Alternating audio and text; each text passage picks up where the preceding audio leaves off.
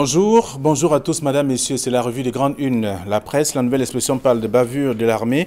Le MINDEF charge une ONG, c'est le titre proposé par le tabloïd ce matin, pour expliquer que dans son communiqué publié hier, le ministère de la Défense reconnaît comme Human Rights Watch que l'armée a organisé le 1er mars 2020 une expédition à Ebam, dans le sud-ouest, afin d'y déloger des terroristes, mais refuse l'accusation de viol collectif mis donc sur le dos de l'armée. Comme l'a publié d'ailleurs la nouvelle expression hier, ce n'est pas la première fois qu'on est donc face à une telle polémique dans la crise anglophone. C'est ce qu'on dit en page 3 du journal ce matin.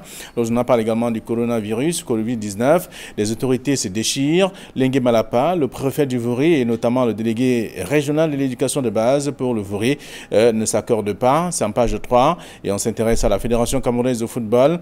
Paul Biya, nouvelle arbitre, donc après avoir joué le spectateur passionné mais distrait, il a repris donc la tenue de l'arbitre et mis donc hors jeu tous les extrémistes donc de ce secteur d'activité. C'est à lire en page 5 ce matin. Le journal parle également du coronavirus avec la restriction des vols. Il y a des vols commerciaux qui ne pourront atterrir que sur autorisation spéciale, à laisser échapper justement Mbargangele. C'est ce que le journal nous dit en page 4 de la nouvelle expression ce matin. Le Messager parle de Douala Premier, décentralisation sous assistance respiratoire. Le titre proposé par le journal pour dire que le préfet du Vouri, par arrêté, rapporte la note de service du maire, suspendant d'ailleurs les classes dans 7 écoles maternelles pour cause de Covid-19, c'est en page 3. Le journal parle également de délinquance, 40 élèves de Yaoundé Premier déférés, c'est en page 8 du journal ce matin. Et toujours dans le même journal, on parle des éliminatoires CAN 2021 avec la liste de conseils SAO qui est donc passée au scanner. C'est ce que le numéro nous propose en page 12, qui parle aussi du coronavirus avec l'aventurisme criminel du gouvernement. Dossier à lire de la page 4 à la page 5, disponible en kiosque ce matin. Et là, le journal parle, l'œil du Sahel parle notamment de date, 5 mars 1984, les confidences d'Aïdjo à Paris. C'est ce que le journal propose, la page 6 à la page 8. Le journal parle également d'autres faits, notamment en Meganga, où un mécanicien est porté disparu depuis bientôt 2 ans. C'est ce que le journal propose ce matin. Et le journal parle également du livre avec la défense populaire au Cameroun, vu par le général Marmat. C'est en page 10 et 11 du journal. Le journal du Sahel en kiosque ce matin également. L'autre journal disponible en kiosque, c'est Forum Libre qui s'intéresse à l'actualité, parlant du Sénat et la justice sociale. Un anglophone prochain président. Le journal fait savoir qu'annoncé très fatigué et malade, l'actuel président du Sénat, Marcel Ngat-Difendi, ne serait plus dans les notes de Paul Biya pour être reconduit au perchoir à la chambre, perchoir de la chambre haute du Parlement pendant cette session de mars 2021, ouvrant donc ainsi la voie à des batailles pour son remplacement. La suite est dans le dossier de ce matin, la page 2 à la page 3. Le journal parle également des télédéclarations et télépaiements avec Modeste Mopa qui prescrit la non-application des pénalités à ses collaborateurs. Après sa rencontre avec les contribuables de la région du littoral du 15 au 19 février dernier à Douala, le directeur général des impôts a d'ailleurs signé une note circulaire le 26 février dernier donnant donc des prescriptions ou des précision même à ce sujet. C'est dans le journal en page 5 de ce numéro. Le journal a d'autres informations ce matin. Il parle également du librairie avec le général Ahmed donc au Kotoko et notamment la défense populaire au Cameroun. C'est le titre de cet ouvrage. Vous aurez à découvrir aussi dans les kiosques ce matin.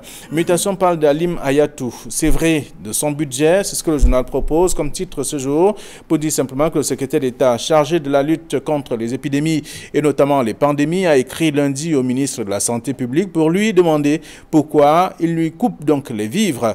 142 millions de francs CFA au total, c'est ce que le journal propose en page 9. Le même journal parle également, parle de décentralisation, difficile apprentissage à Douala. C'est en page 5 du journal ce matin et de mutation. Le journal a d'autres informations. Le journal Émergence parle donc du sud-ouest ce matin, avec notamment les États-Unis qui condamnent les exactions perpétrées par les forces de défense sur les populations à Ebam, village dans cette partie du pays. C'est à lire dans le journal ce matin. Le journal parle également de Kribi vers la construction d'un aéroport moderne. C'est ce que le journal propose aussi ce jour. Autant d'informations à découvrir dans le numéro disponible en kiosque, surtout comme repère, qui parle de consommation avec le Cameroun sanctuaire de la contrefaçon. Plusieurs faits sont évoqués par le numéro de ce matin.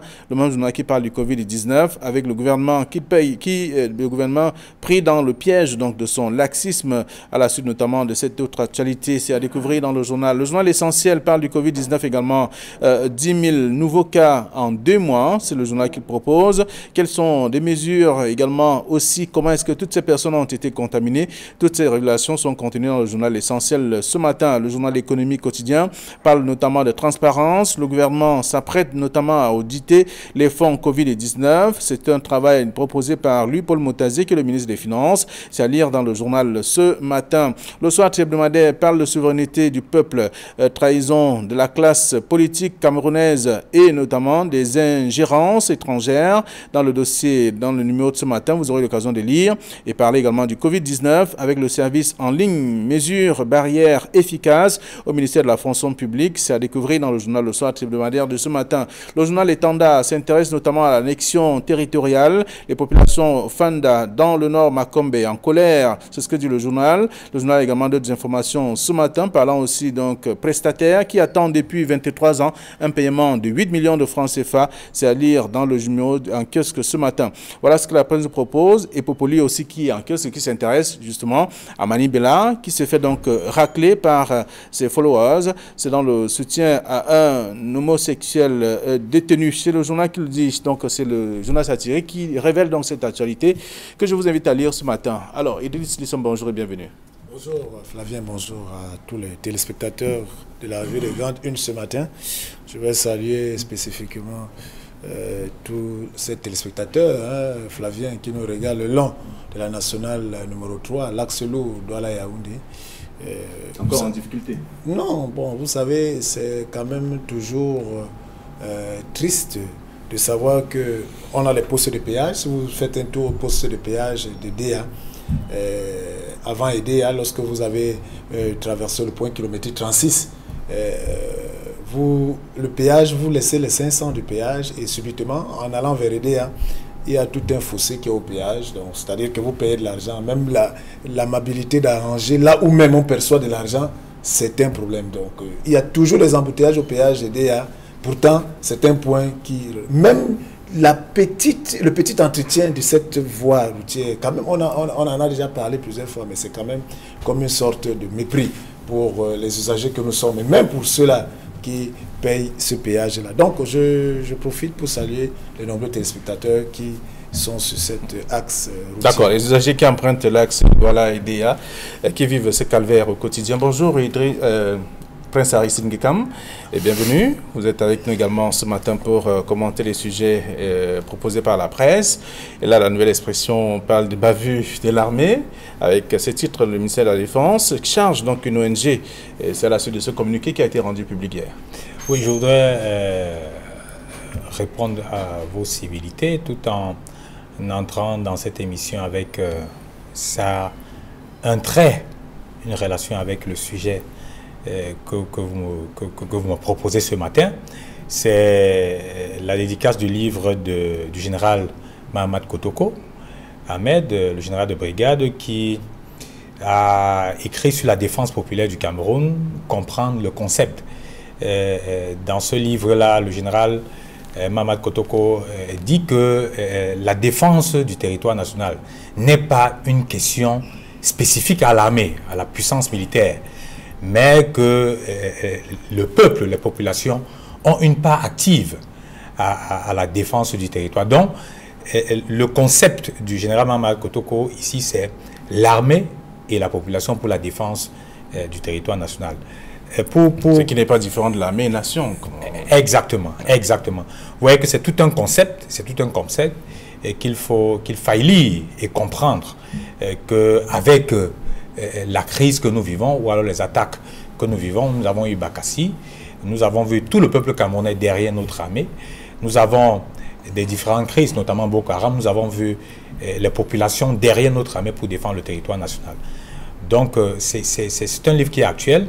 Et pour rejoindre le sujet de traité aujourd'hui en grande une par la Nouvelle Expression, qui est digne d'intérêt, qui est une sorte de levée de bouclier du côté de l'Union européenne, qui a tensé le gouvernement camerounais, appelons-le comme ça, plus précisément l'armée camerounaise, d'avoir commis un certain nombre d'exactions citées dans ce journal.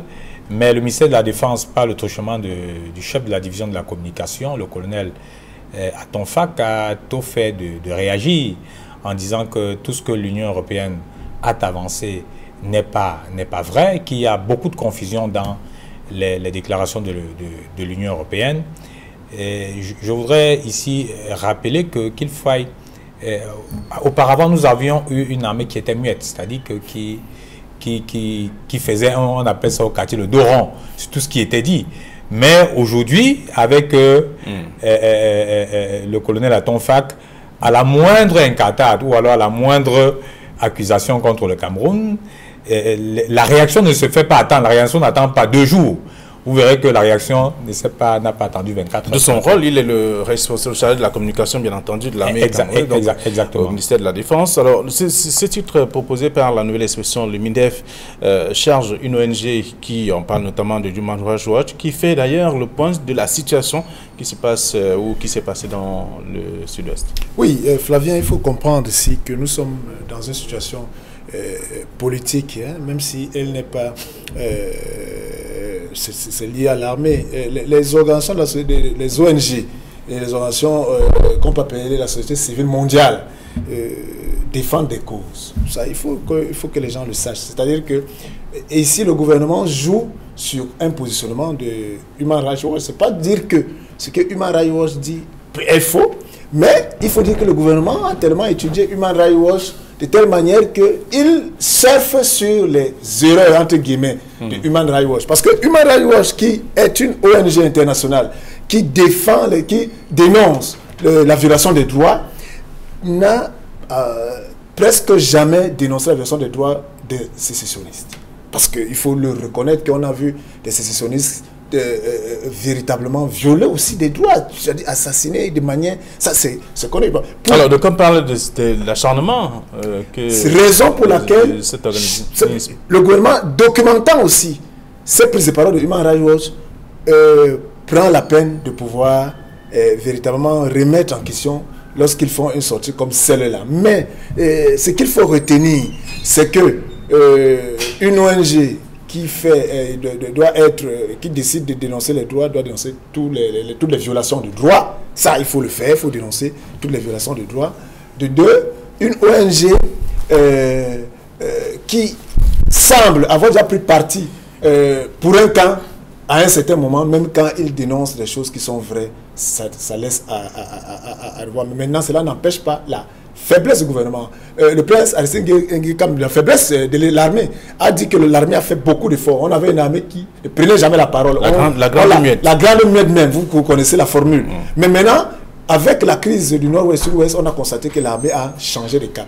C'est-à-dire l'armée a commencé à prendre la parole. Mais ce n'est pas suffisant, Flavien. L'armée doit pouvoir, lorsqu'ils décident, ils peuvent décider, ils ne peuvent pas annoncer qu'ils vont avoir une descente, qu'ils vont avoir telle opération, on est d'accord. Mais dès que l'opération est terminée, Flavien, c'est-à-dire que l'armée peut décider, j'interviens du 28 février au 1er mars.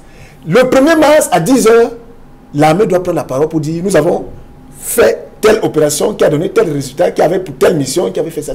L'armée doit faire une communication offensive, c'est-à-dire que c'est elle qui doit pouvoir donner des éléments aux médias. C'est de ça qu'il est question, nous avons vu à la guerre du Golfe. Selon vous, l'armée joue à la défensive? Chaque fois que l'armée ferait dans la défensive, même si elle a raison, l'opinion publique aura toujours tendance à trouver que l'armée vient se justifier, elle a tort. En fait, c'est cette alchimie que l'armée doit pouvoir comprendre qu'aujourd'hui, elle doit passer à la communication offensive. La communication offensive veut dire, une opération terminée, nous rendons compte. aux populations, et c'est ça que les questions. C'est ça que sont. Et même les opérations menées, pourquoi ne pas amener les médias, les embarquer? On a vu, ça s'est fait dans le monde entier, dans une opération pour que les médias, les journalistes voient comment se préparent ces opérations, comment elles se déroulent, et ces voyages de presse sont faisables. Ce n'est pas de la sorcellerie, ce n'est pas de la magie. Alors, le colonel Atomfa vous dira que plusieurs fois, ils sont allés avec les journalistes sur le front de guerre. Non, mais après, oui, je voudrais dire ici qu'on ne peut pas totalement accuser l'armée d'être sur la défensive. Vous savez, c'est un travail qui est complexe. Le renseignement ne se fait pas en public. C'est-à-dire que ce dont l'armée est attaquée aussi, ou alors est condamnée, entre guillemets, par l'ONG Human Rights, c'est que l'ONG déclare ou alors affirme qu'il y a un certain nombre de personnes qui ont été violées dans la période du 29 février au 1er mars 2020. Donc il y a pratiquement un an. L'armée ici répond en disant que non, ils reconnaissent avoir fait une opération de bouclage. De bouclage au vu d'un certain nombre d'informations qui leur avaient été transmises, selon lesquelles un nombre de terroristes avec une base arrière. Et donc l'armée est venue boucler le territoire à neutraliser un certain nombre. Les a mis à la disposition de la gendarmerie de la localité pour exploitation, et qu'il y a un certain nombre de personnes qui ont été libérées par la suite et d'autres retenues. Donc, il n'y a pas eu un problème de viol. Voilà, il s'étonne de ce que Human Rights puisse mettre l'armée camerounaise et les terroristes sur la même balance. C'est-à-dire qu'on peut dire que l'armée défend un territoire et les terroristes veulent occuper le territoire. Donc, ça c'est le questionnement. Mais ce que nous pouvons constater, qu'en matière de droits de l'homme, on ne doit pas une mort, ou alors une mort n'est pas, une mort est toujours de trop. C'est-à-dire que ce n'est pas parce que c'est vous qui occupez, c'est pas parce que vous êtes attaqué que vous pouvez commettre un certain nombre d'exactions sur vos prisonniers. Mais nous n'en sommes pas là. Ce qu'il faut noter dans la réaction du colonel Atomfa, c'est que, comme Idriss l'a dit, il dénote, c'est-à-dire qu'il énumère un certain nombre d'incohérences. C'est-à-dire que même sur les chiffres, en disant, Human Rights a avancé tel chiffre, mais l'armée dit plutôt qu'il n'était pas 50, mais il tient moins que ça. Il tient moins que ça. Mais tout au moins, ce qu'on peut, où nous pouvons être d'accord, c'est que il y a eu un certain nombre de faits qui se sont déroulés dans cette période-là et dans la localité donnée par Human Rights. Donc ça voudrait dire quoi? Ça voudrait dire que il y a un problème d'enquête. Comment les enquêtes se font? Pour ceux qui ont eu à travailler avec les ONG, ils ne sont pas forcément sur le terrain. Ils ont des relais, ils ont des renseignements qui peuvent venir des populations. Et c'est comme pratiquement le journalisme. Et c'est pour ça qu'il faut souvent faire la confrontation des sources, pour être sûr que celui qui vous donne le renseignement, ou alors qui vous renseigne sur un fait, ou alors une opération donnée, a la bonne information, qu'il n'a pas une partie prise pour vous donner, pour tenter de vous manipuler dans tous les cas. Donc je pense que on assistera tout au moins à ce jeu de ping-pong là, c'est-à-dire qu'on dira l'armée... Alors Idriss fait une proposition qu'il faut je veux dire une armée offensive sur le plan de la communication. L'armée ne peut pas, ce n'est pas évident. Chaque fois qu'on a mené une opération, voici ce qu'on a fait. Qu'il faille communiquer, ou alors qu'il faille faire une sortie. Voilà. Je voudrais dire comme journaliste que lorsque des terroristes, entre guillemets, sont neutralisés souvent dans des opérations, la division de la communication du ministère de la Défense communique. D'accord. Alors, le journal nous propose le sujet ce matin. Communique de temps en temps. Donc, ici, nous pouvons être certains qu'il y a eu quelque chose qui s'est passé, puisque l'armée ne nie pas la période, ne nie pas qu'à la période donnée par le Human Rights qu'il y a eu une opération militaire, mais elle conteste les chiffres et les actes D'accord. Alors, les lecteurs vont lire ce que la nouvelle expression propose parlant de bavure de l'armée. Le MINDEF charge une ONG, c'est le titre proposé par le journal. Le messager de ce jour parle donc de Douala Premier, décentralisation sous assistance respiratoire, c'est le titre. Oui, en fait, il faut dire tout simplement que nous sommes dans une situation encore, une fois de plus, de concertation, de qui fait quoi. C'est-à-dire que si les maires, vous savez qu'aujourd'hui, la bataille qui existe, Flavien, dans les communes et dans les régions, c'est que les maires, les présidents de région veulent prendre les choses en main, c'est-à-dire qu'ils veulent assumer, veulent être véritablement ceux qui dirigent dans leur circonscription. Mais entre ce que disent les textes, où chacun s'approprie un pan des textes et dit c'est moi qui ai le droit de faire ceci ou cela, parce que c'est de ça qu'il est question. Et au-delà des textes qui se confrontent et qui s'opposent et qui donnent à chacun un droit de pouvoir prendre des décisions, je pense que la balle au centre, c'est la concertation. Je pense que lorsqu'il y a une situation de crise, quand il y a une situation de crise comme celle-là, le maire de Douala-Premier constate qu'il y a des cas de Covid dans les écoles maternelles, des éléments. La démarche est simple. Je pense qu'un maire, il travaille essentiellement avec le district, on appelle district de santé. Le district de santé. Chaque arrondissement a un district de santé, surtout dans les centres urbains. Exactement. Alors, le chef service de santé district est son collaborateur. Il travaille en collaboration. Il l'appelle, il devrait lui dire... Bon, la nouvelle appellation, c'est le directeur de l'hôpital, le district. Oui, non, il y a le directeur de l'hôpital et district, mais il y a le service de santé du district qui est... Justement, c'est l'aire de santé, justement. Exactement. Donc, il devrait s'asseoir en comité de crise. Et puisque eux, ce sont les médecins et qui ont des protocoles connus, alors, que devons-nous faire? À ce moment-là, je pense que s'il faut prendre une décision de fermeture, il faut quand même s'associer l'autorité administrative, c'est-à-dire le sous-préfet de Séan, pour pouvoir, dans cette réunion de crise, je pense quand même que, Flavien, il y a ce qu'on appelle les réunions de sécurité qui existent dans toutes les préfectures, je parle le lundi ou le mardi, je sais pas, et dans ce moment-là, parce que ça c'est une question de sécurité, ça devrait poser à la table ce genre de situation et on devrait questionner la décision à prendre, les démarches à prendre, la méthodologie. Et je pense que avant d'arriver à la fermeture de quoi que ce soit, pas que ce que le maire n'a pas fait est mauvais, mais en fait, c'est qu'il y a un protocole à suivre pour arriver à cela. Donc, lorsque c'est fait dans ce sens, ces deux réactions, ça crée la panique, ça va dans tous les sens et on ne sait plus où on en est. Parce que la réalité est que, est-ce qu'on a testé tous les éléments? Parce que quand on constate qu'il y a un foyer, la première démarche, c'est... Alors, le problème se trouve à quel niveau? Au nombre de jours retenus par le maire ou alors l'opération même qui doit être menée? L'opération qui doit être menée, Flavien Vallon-Nogo, c'est une opération, nous sommes en crise, nous vivons une crise sanitaire. Elle n'est pas, on ne peut pas totalement la circonscrire autour d'un arrondissement ou alors autour d'une commune. C'est une crise nationale et même mondiale. Et les décisions qui sont prises, vous êtes témoin, vous qui suivez cette actualité-là de la santé. Les décisions qui sont prises ne sont pas isolées, ils sont concertés. Et c'est le gouvernement même qui suit cette affaire. Donc je pense que le maire a peut-être une bonne intention. C'est-à-dire qu'il y a eu, selon les renseignements qu'il a reçus, dans une école, de toutes les écoles publiques, de sa circonscription de compétences. Les écoles maternelles surtout. Voilà, après la décision de la fermeture de cette école, afin de désinfecter. Moi, je pense que au-delà de ce que dans la décentralisation, le maire est le patron, que ce soit de tout ce qui est école, aire de santé et autres, mais pour prendre ce type de décision, il faille se concerter avec l'autorité administrative qui est responsable de la sécurité. Le maire n'est pas responsable de la sécurité.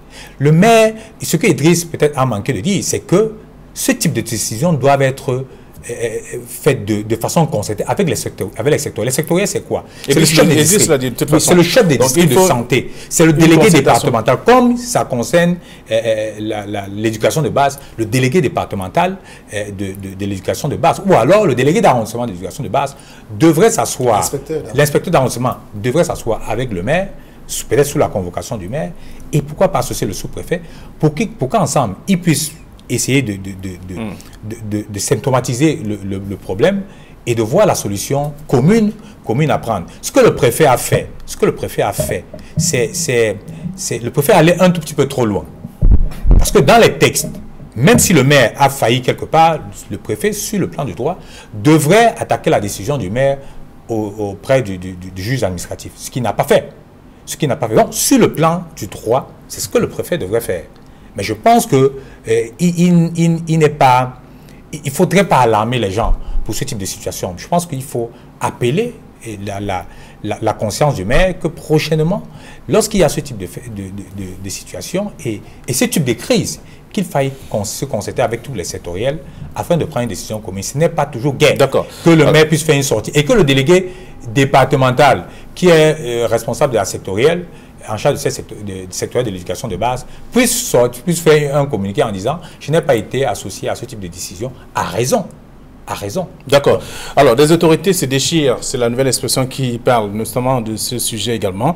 Lengue Malapa, le préfet du Vouri et notamment le délégué régional de l'éducation de base pour le Vouri ne s'accordent pas sur l'opération qui a été proposée par le maire, c'est-à-dire une opération qui parle d'assainissement ou de désinfection des écoles maternelles de sa circonscription. On le voit bien dans les tabloïds ce matin. Donc, vous aurez l'occasion de lire aussi ce que le journal propose. Et parlant justement du Covid-19, on voit bien qu'il y a dans le Messager, l'aventurisme criminel du gouvernement, parle de variants, on parle des guerres des chiffres, on parle de tensions hospitalières, on parle notamment de la gestion même de cette crise sanitaire qui met en lumière l'incohérence permanente du régime de Yaoundé.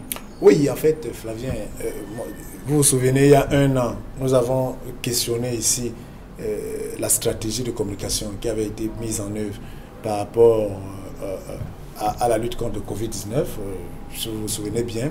Et aujourd'hui, nous avons véritablement la cartographie nette de cette stratégie de communication qui, pour moi, elle n'a pas marché comme cela se doit. Parce que vous avez entendu parler des milliards de francs CFA qui ont été mis à disposition pour pouvoir...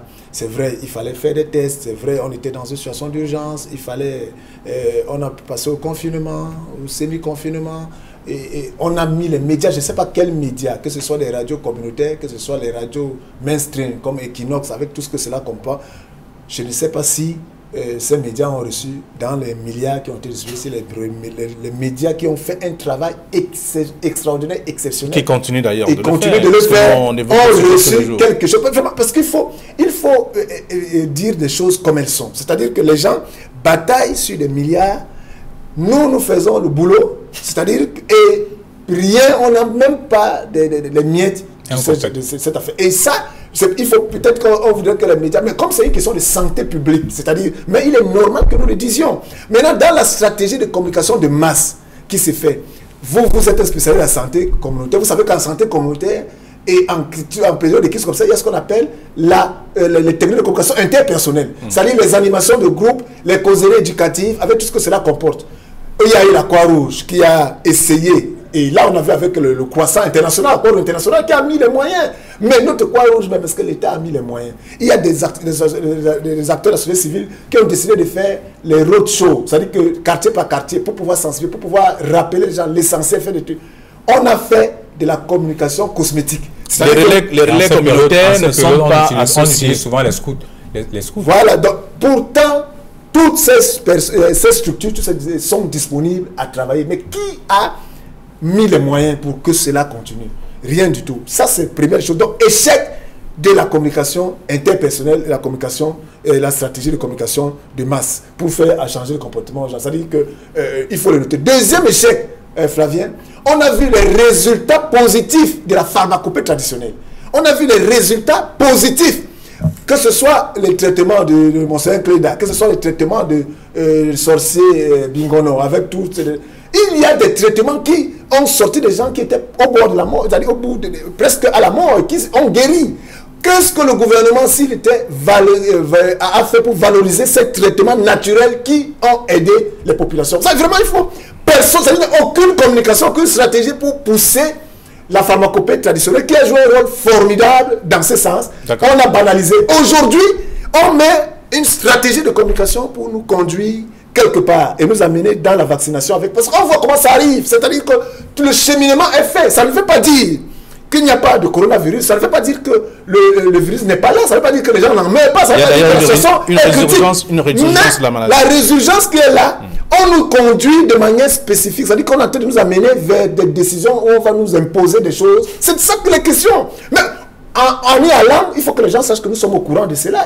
Mais il faut changer de stratégie. Valoriser les tests et les vaccins, parce que ça va faire entrer de l'argent et pour les trucs, mais valoriser aussi les traitements naturels qui sauvent la vie et qui sont même plus proches de nous. La pharmacopée africaine a quelque chose, un rôle important à jouer dans la Exactement. Mais je voudrais rappeler aux gens, je cesserai de le rappeler, le Covid est là. Il est parmi nous, il circule tous les jours, les gens en meurent. Je dis pratiquement tous les jours, les gens souffrent, les gens sont sous oxygène dans les hôpitaux. Il faut respecter les mesures barrières. Il faut respecter les mesures barrières. Éviter, je dis bien éviter au maximum, lorsque vous avez fait un contact suspect, de ramener la main vers votre nez ou bien vers la bouche ou les yeux, parce que ça passe par là. Parce que ça passe, marcher avec votre gel hydroalcoolique. C'est important. Je dis laver les mains avec de l'eau. Je dis bien c'est important. Ce que je voulais dire, est-ce que le messager, c'est que le gouvernement fixe le là, mais ne respecte pas un certain nombre de mesures lui-même. C'est-à-dire que nous sortons d'une chaîne où les mesures étaient un tout petit peu tatillonnes. J'ai vu le ministre de la Santé au cours d'une cérémonie à l'hôpital La Quintini, où il était lui-même agglutiné au milieu des gens. Je dis au milieu des gens, où il était pratiquement bousculé. Ça ne donne pas un exemple. C'est-à-dire que le spectateur ou alors le passant qui a assisté à cette cérémonie s'est dit, bien, si le monsieur qui passe le temps à nous dire il faut de la distanciation sociale, si lui-même il ne respecte pas la distanciation sociale, ça voudrait dire que cette affaire n'existe pas. Il faut faire très attention. Ça voudrait dire quoi? Ça voudrait dire que nos gouvernants doivent donner de l'exemple. Et je voudrais sortir ici. Oui, j'ai été très surpris que lors du passage du ministre de la Santé à l'hôpital La Quintini, qu'on puisse dire qu'il y a eu des réformes en moins de 6 mois. Ça voudrait dire que le professeur Essomba qui est arrivé là en moins de 6 mois, pendant le Covid, a fait des réformes et, je dis bien, énormes. Merci. Je voudrais bien savoir ce que ses prédécesseurs faisaient là-bas pendant un temps normal. Merci. Alors, donc, on va lire le sujet dans le journal Le Messager ce matin. C'est un dossier de la page 4 à la page 5. Également, je vous invite aussi à lire le journal Mutation, ce qui parle de C'est vrai, de son budget. Il s'agit là d'Alim Ayatou, qui est le secrétaire d'État en charge de la lutte contre la pandémie et notamment l'épidémie au Cameroun. Pourquoi? Qu'est-ce qui fait problème en ce moment? Vous aurez l'occasion de lire le journal Mutation. Bonne journée à vous et à demain, 9h20.